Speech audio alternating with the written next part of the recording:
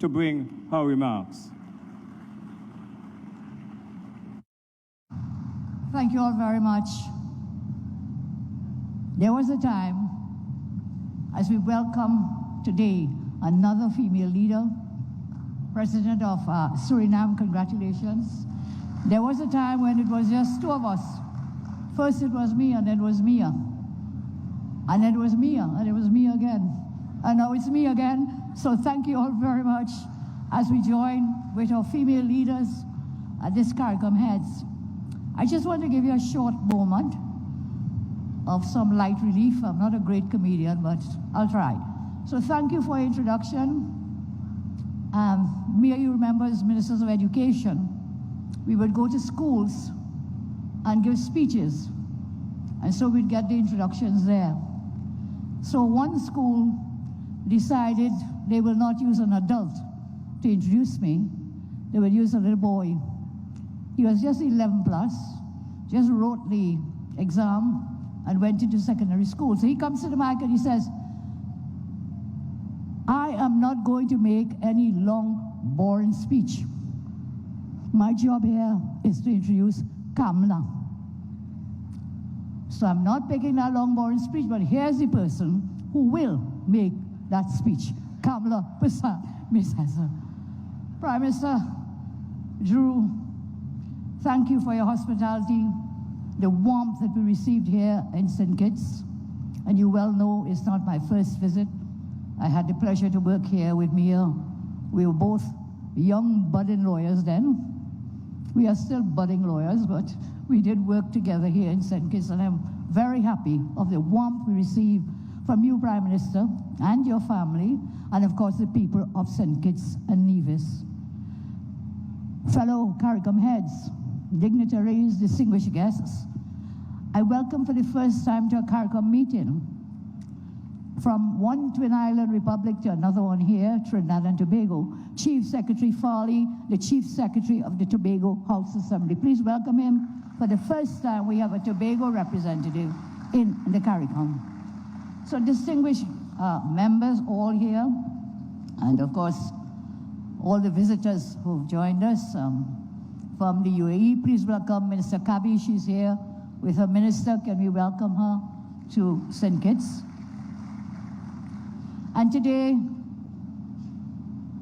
I have to say some things that may be good and kind, but I have to also face the reality of what is happening in my own country, in Trinidad and Tobago. And so I welcome the words of Prime Minister Holness when he spoke of the balanced way that he looked at the CARICOM. We all have different pathways to walk, but our destination, our goal, our aim is the same. It's for a better quality of life for the people in our country and for the whole of the region. So, Prime Minister Holness, we thank you. We were very happy with your words, the balanced approach that you took.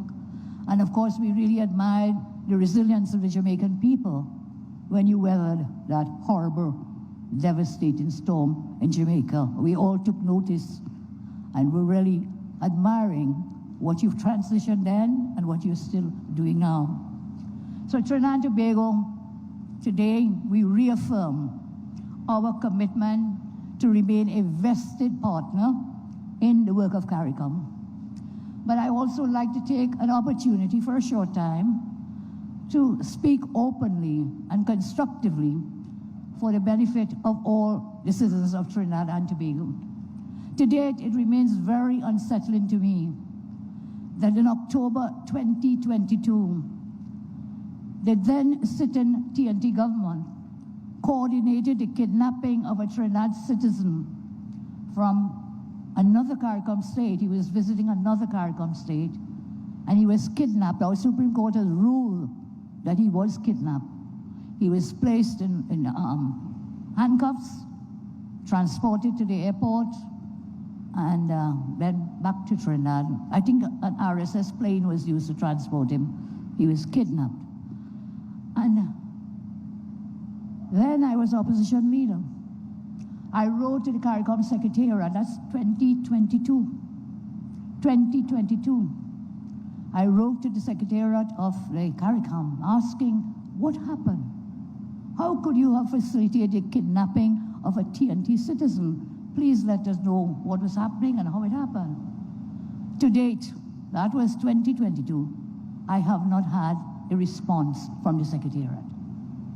So I say to CARICOM, that response, non-response, it may be the result of poor management, lax accountability, or most concerning, that one ceases to be recognized by the Secretariat as a member citizen of CARICOM when not in government.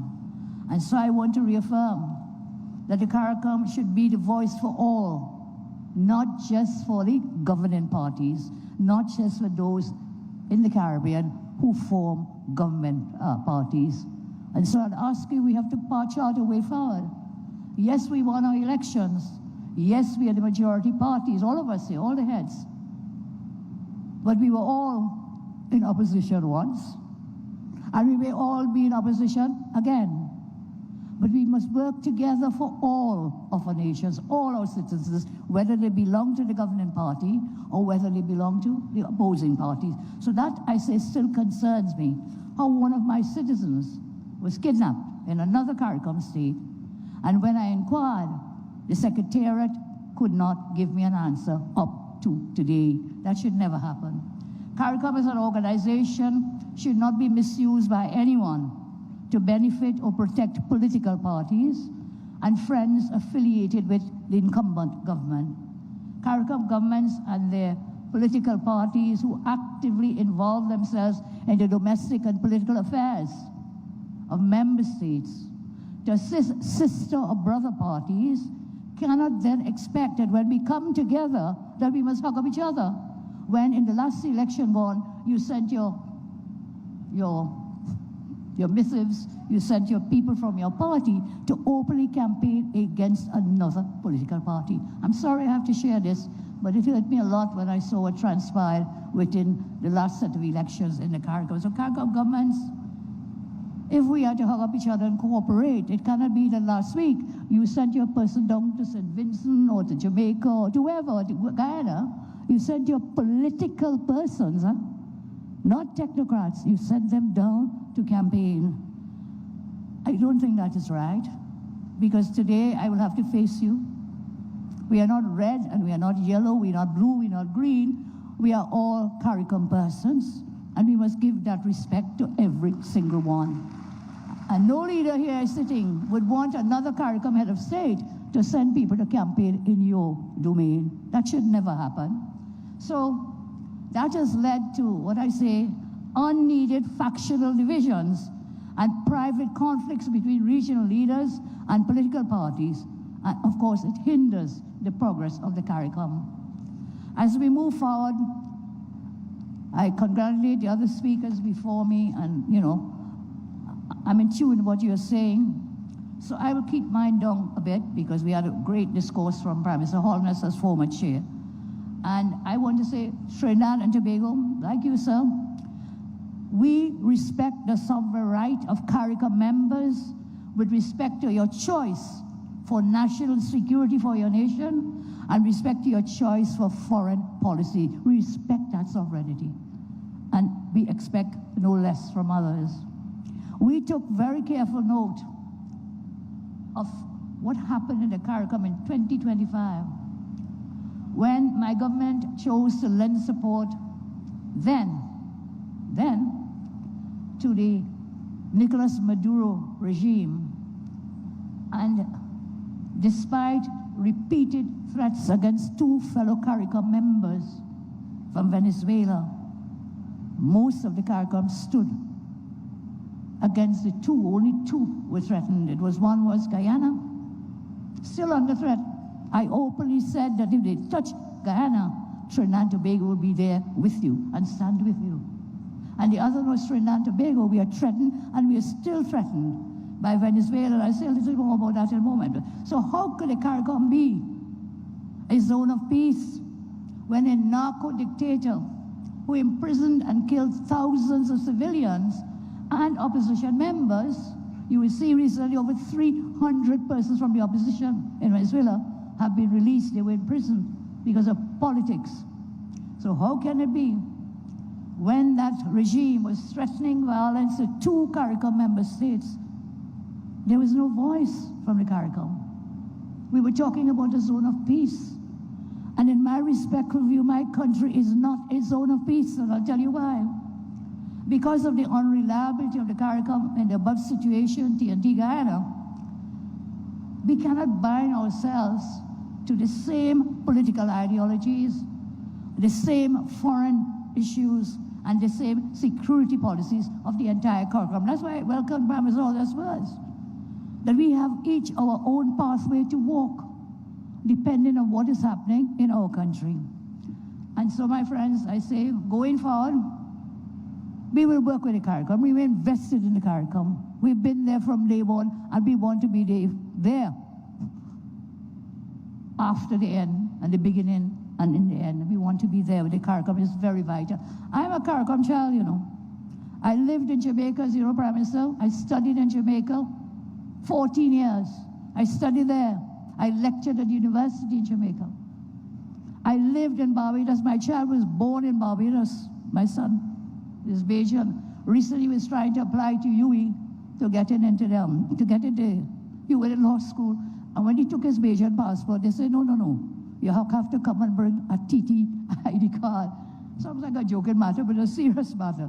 May you know that. My son is born in Barbados, and of course Trinidad. So I've had that experience of living and working, Jamaica, Barbados, and of course my own country, Trinidad and Tobago. So we will want to have our own foreign issues, policies, defend our sovereignty as we see best. And so I come to the elephant that might be in the room. I come to the USA and the cooperation that we had with the USA. Thanks to President Trump, thanks to Secretary Rubio and the US military, I say thank you today for standing firm against narco-trafficking, human and arms smuggling originated from Venezuela. That is what we were facing in Trinidad and Tobago.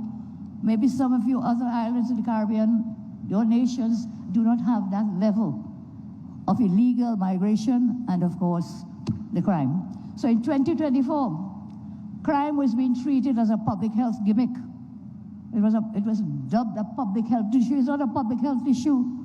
Because of the crime, you're not alive to get any public health. You're dead. That's what the crime is like. So don't talk to me about a zone of peace when I will tell you, Trinidad and Tobago, 1.4 million people. We recorded 623 murders in 1 year, in 2024.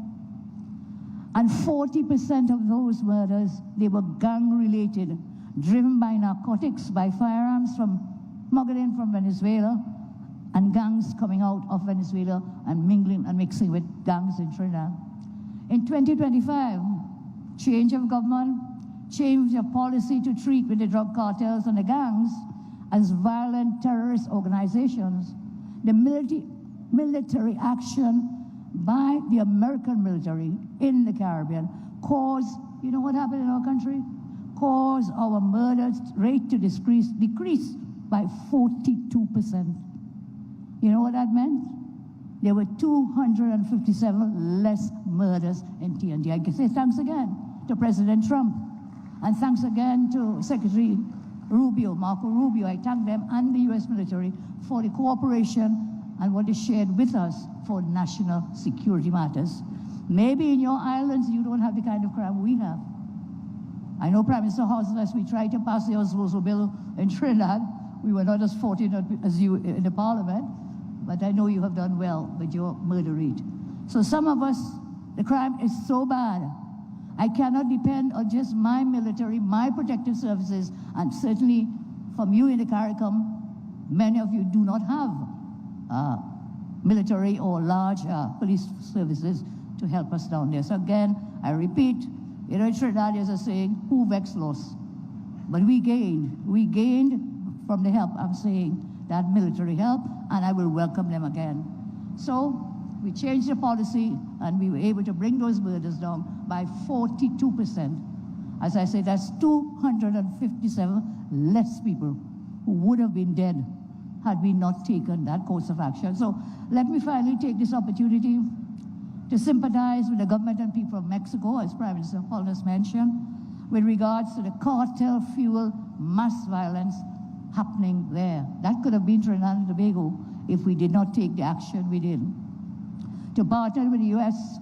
is not to undermine the Caribbean region, but to defend it. TNT will continue to cooperate with the U.S. in the best interests of our citizens to drive destabilizing and destructive forces out of our country, out of our region, and out of our hemisphere. On the issue of full and free movement, I'll go quickly here, just a few points. I know we are all committed to full and free movement. I know several CARICOM islands are moving forward with that. But in Trinidad and Tobago, again, illegal migration is a big problem. It has been left to flourish not just in TNT but elsewhere. Currently, Trinbagonian taxpayers, we pay the bills for the tens of thousands of illegal migrants who have come into our country. It has put an enormous strain on our health services, government services, financial resources, and we are working diligently to resolve this illegal immigration crisis that we have. Again, many of you may not have it, but Venezuela is just 7 miles away from us. And we're going through right now to try to identify and do a registration exercise because there are thousands of them who are a drain on the taxpayers of Trinidad and Tobago. So at this time, I will say with the greatest respect, Prime Minister Drew, Trinidad and Tobago, we are fully committed in principle to the full and free movement, but we have to deal with the thousands of illegal ones I already have in my country. So I will say, not at this time, but we agree in principle to full and free movement. And then there's a global focus on Cuba, right here at our CARICOM. And let me remind me and us, every single leader in this room was elected by a free and fair democratic election. Everyone in our countries. And so I ask, why do some CARICOM governments and political parties believe that they and their parties and their supporters should have the right to contest democratic elections to choose them as leaders, but the Cuban citizens have no right to free and fair election? And whilst I talk with you, Prime Minister Holness, I empathize with the people, the good people of Cuba, but there's a regime that's a dictatorial one, and none of us want that in our country, not one of us. Otherwise, we wouldn't be here today. We were all elected by free and fair elections. And so we cannot advocate for others to live under communism and dictatorship, but we want to live here in our CARICOM region under democracy and capitalism. That's an oxymoron, it's a contradiction. For ourselves, we want free democracy, but tell the Cuban people, okay, we feel sorry for you. It can't work. And as you said, Prime Minister Holness, we have to find a mechanism for the humanitarian efforts of the people of Cuba, but at the same time, we cannot, and I will not, Trinidad and Tobago will not support a dictatorship in Cuba or anywhere else. We will not support it. What we do, we support regular, free and fair democratic elections in a multi-party system. All citizens must have equality before the law. There must be the rule of law. There must be majority rule and minority rights. We must have the separation of powers and the checks and balances. We must have accountability and transparency. We must have freedom of expression and association. And for us in Trinidad and Tobago, we must have capitalism. We will not support dictatorships. I turn to Haiti quite briefly. In Haiti, democracy continues to be under threat. For decades, we have been saying, as Rudder, the Calypsonian Trinidad, he sang, Haiti, I'm sorry, Haiti, we are sorry, and we are still sorry, decades and decades after. Armed gangs, political collapse, food insecurity have converged to overwhelm democracy and create a protracted emergency. We in Trinidad and Tobago, we support the United States and Panama's proposed gang suppression force to subdue violent gangs and to help restore order in Haiti. We are committed to sharing the burden with the US and Panama and other willing countries to assist the gang suppression force in bringing peace to Haiti. We have to come together to help them. In conclusion, I say, I began by reaffirming Trinidad and Tobago's commitment to CARICOM. In that spirit of regional partnership, we warmly invite member states to encourage their nationals to take advantage of the new educational opportunities in Trinidad and Tobago. We have established, we are working on it now, we had built it 10 years ago, it was shut down, the South Campus of the UWI. We welcome all students from CARICOM. We want to open it in September in the new academic year. So we welcome CARICOM students to come to us for those additional spaces at the UWI. And in addition, we have reopened the Cuba Children's Hospital, and we hope to get some help from the UAE. They're here today, we met with them, our delegates met with them for a full opening of that Cuba Children's Hospital, which we open up as well. A state-of-the-art children's hospital, we open to all citizens of the CARICOM. Please come, we have a campus, education is a passport out of poverty. Take advantage of that extra campus, and of course, the spaces and the beds at the Cuba Children's Hospital. We look forward to collective coordination and cooperation whenever and wherever our policies and initiatives align with those of the CARICOM. However, as I close, I say TND will put our national interests first. Our citizens will choose our path forward. And so, let us all move beyond words. I had a joke with some of my staff who were here, the famous NATO, no action, talk only. Let's not continue all the talking, and let's what you did for the theme, beyond words, action today for thriving, sustainable CARICOM. I thank you very much, and may the good Lord continue to bless each and every one of you. Thank you.